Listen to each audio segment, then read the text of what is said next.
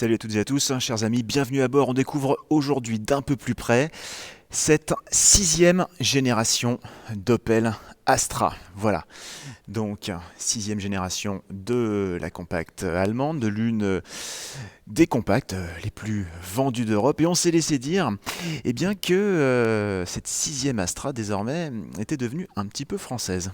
Et effectivement, elle partage désormais sa plateforme et une partie de ses composants avec une certaine Peugeot 308. Depuis le rachat d'Opel, effectivement, par PSA il y a quelques années, et stratégie industrielle oblige, il a donc fallu mutualiser certaines choses. Et pourtant, cette mise en commun est loin de sauter aux yeux. Ça, c'est clair. On remarque que cet Astra a quand même conservé une certaine identité. Voilà, de pleine face. Déjà, regardez, absolument rien de commun avec une 308. C'est vrai que le dessin ici est beaucoup plus minimaliste. Tout semble un peu plus épuré, un peu moins torturé, moins d'arêtes, c'est vrai. Alors, cette calandre en forme de V, ça c'est ce qu'on appelle la calandre Visor. C'est un effet de style typiquement le Opel qui a été lancé sur le nouveau Mokka et appliqué au récent restylage d'autres modèles de la gamme. Voilà, si on la regarde de profil également, bien là aussi, elle a considérablement évolué par rapport à la précédente Astra. Pas vraiment en dimension, non, strictement identique en longueur, toujours 4,37 m de long, mais simplement, l'empattement a été allongé de 13 mm, c'est pas grand chose, c'est vrai, mais le porte-à-faux avant a été considérablement réduit. 5 cm de moins, plus de porte-à-faux à l'arrière, la ligne de toit est un peu plus basse. Donc résultat, on se retrouve avec une silhouette beaucoup plus élancée, un peu plus assise aussi, avec l'impression d'avoir les quatre roues renvoyées aux quatre coins de la voiture. Voilà, 2-3 quarts arrière.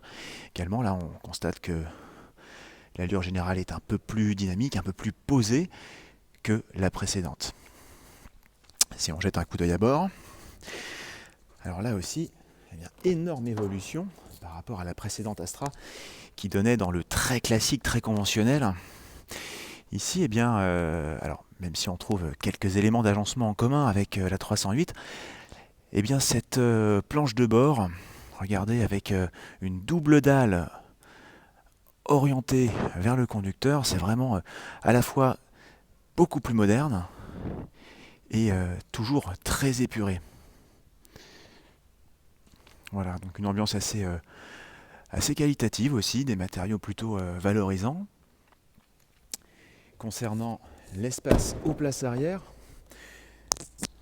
donc là effectivement l'espace aux jambes est relativement correct. On jette un œil également sur le poste de conduite. Et effectivement, tout est vraiment centré, orienté autour du conducteur.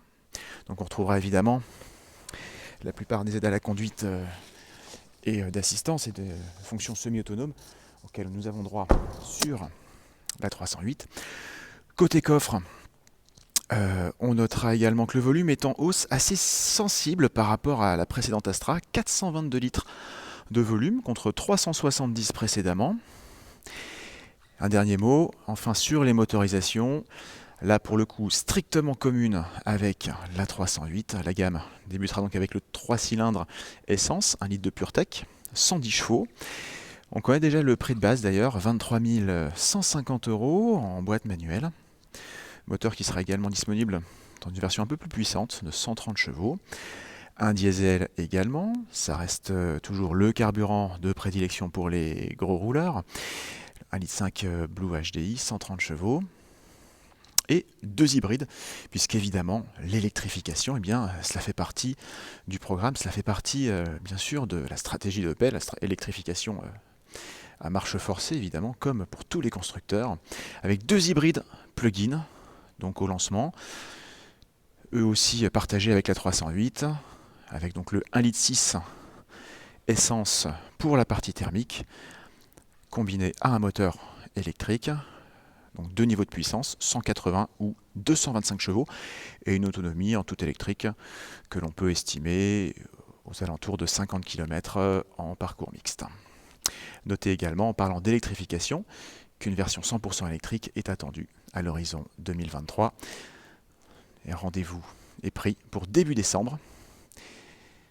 afin de la découvrir un peu plus en détail, à son volant et en mouvement.